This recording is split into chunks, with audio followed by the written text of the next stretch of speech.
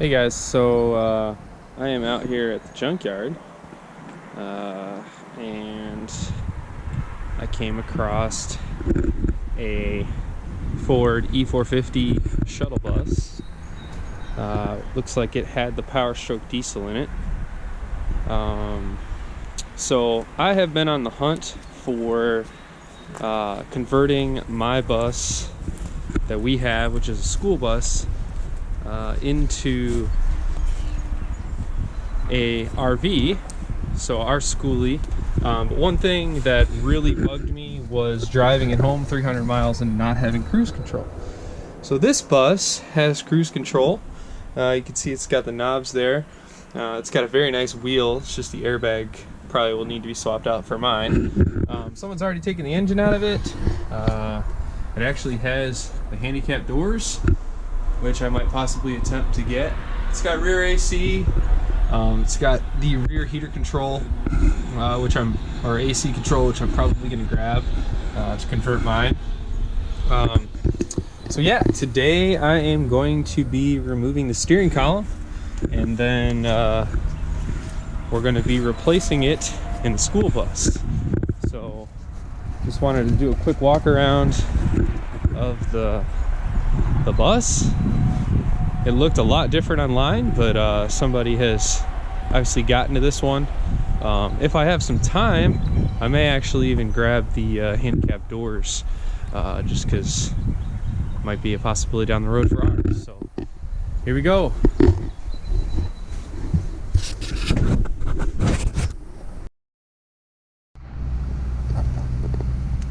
Alright guys, so the first thing you've got to do is, once you get the dash apart, you've got 3 8mm bolts here that have to come out.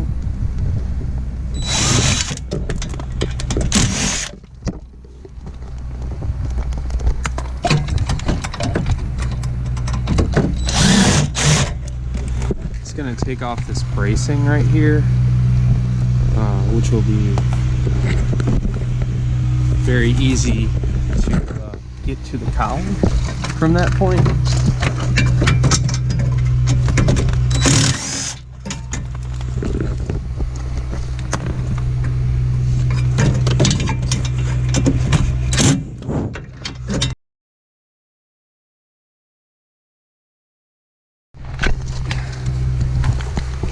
Alright guys, so next you're going to want to take out the 13mm bolts that hold the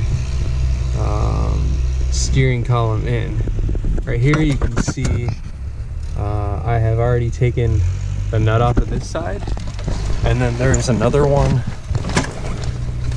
right up here as well.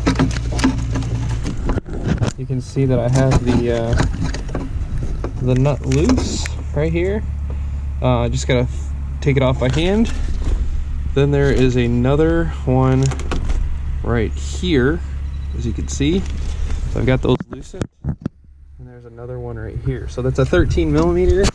So I was able to get a regular extension on these guys, but I ended up using a flex head with a short 13 for the side closest to the motor, and then I used a swivel 3/8 extension for the one over here, which allowed me to get in there.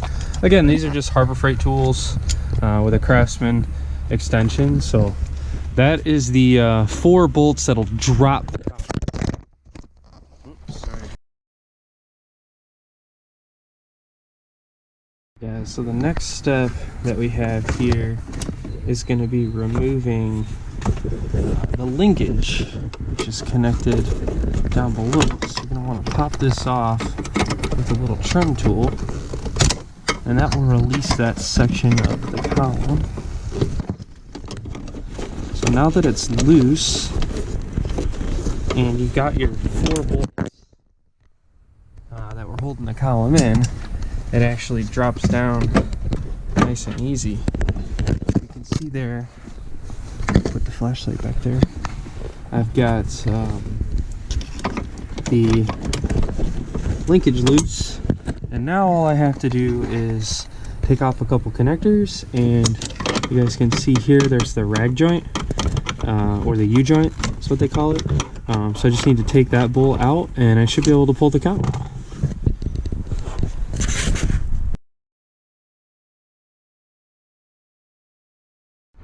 Alright guys, so the next step in removing the column is taking off this bottom piece, which goes like this. You're going to want to make sure that you unscrew the... Sorry about that. Gonna make sure that you unscrew the tilt. So you take the tilt out. That's really important. And then it actually has 3 little Phillips head screws that hold it in. So there's one here, and there's one on this side, and there's another one recessed in there. So there's 3, and then this hole right here is actually for the lock cylinder. But this bus does not have the key in it.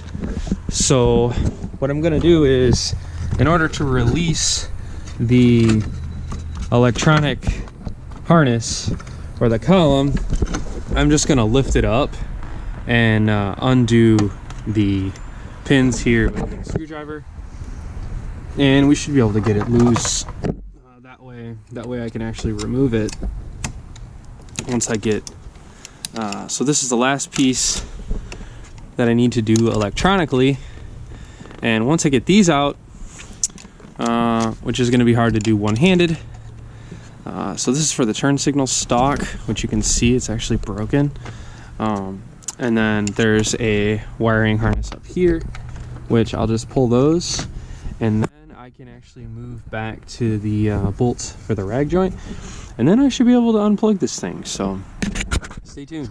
Next. Alright, so I've got all the electrical connectors out and tucked out of the way.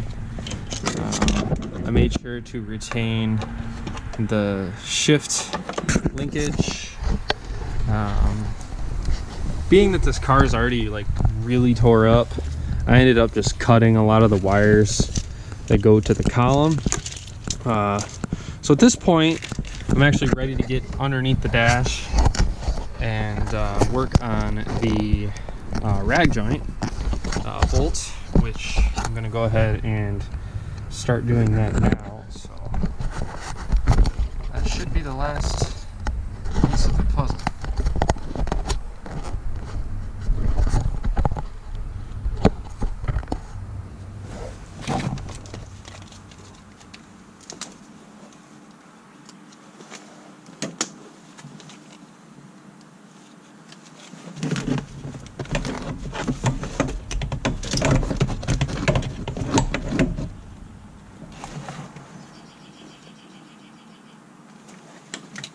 And it appears to be a 13, and I'm just going to use a ratcheting.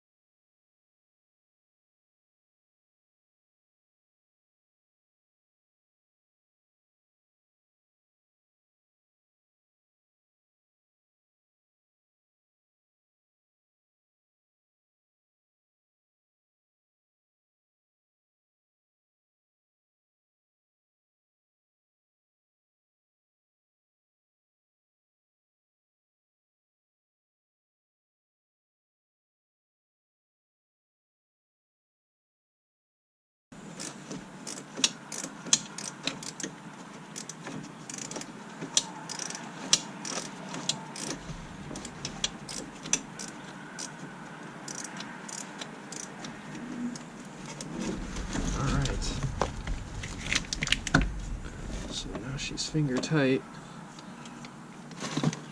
and trying to get a view here I'm working with.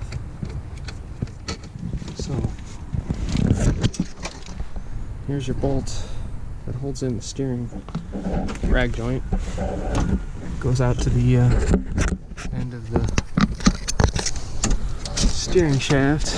Goes to the gearbox. It's hard to see in there, but so that joint is actually right here.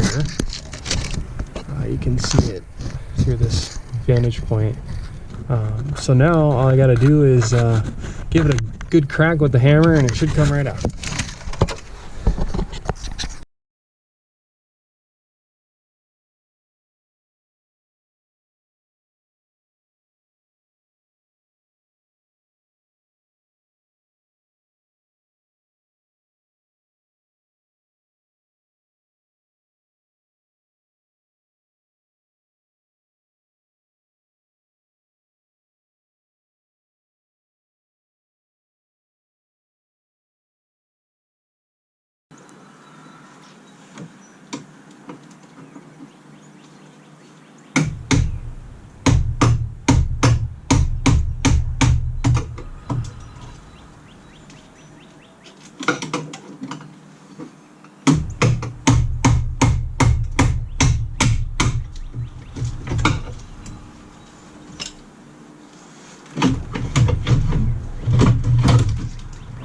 There she is. Got it all out.